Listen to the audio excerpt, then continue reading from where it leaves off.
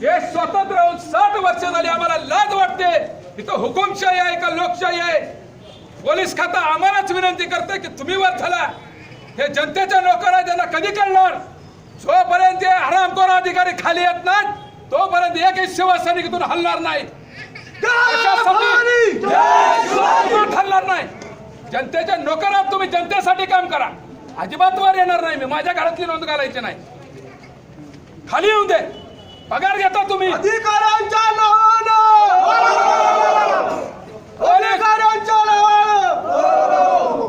त्यांना बोलवा खाली. मी अजिबात जाणार नाही. तू बशीन मी आणि झोपीनी ताडवर. लाजा वाटत नाही का सांगायला वर या म्हणून? कशासाठी चाललंय सगळं? त्यांचं काही असून दे. तिथं शंखध्वनी करतो. तुमची आहे का तयारी? तिथं येतो आम्ही. निवेदन त्यांना दिलंय आम्ही.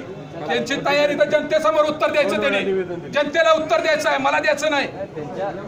मला एक सांगा, त्यांना तपास अधिकारी म्हणून नेमले की नाही? तुम्हाला आम्ही कायदेशीर पत्र आम्ही 2 दिवस अगोदर दिलं. तुम्ही त्यांना रितसर कळवलं.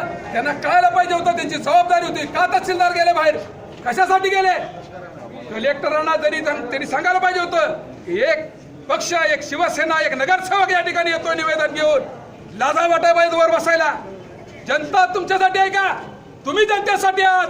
शासनाचा पगार घेता म्हणजे जनतेच्या पैशातून दिलेल्या करातून तुम्हाला पगार दिला जातो. तुम्हाला खालीच यावं लागेल. अजिबात चालणार नाही. कुठल्याही परिस्थितीमध्ये कोणताही निर्णय घेणार नाही मी. मला हितात बसणार नाही. मी तुम्हाला 10 वेळा विनंती करून सांगितलंय की निवेदन मी लोकशाही पद्धतीनं त्यांच्या केबिन मध्ये नेऊन त्यांना दिलेलं आहे. हे आंदोलन आहे, निदर्शन आहे.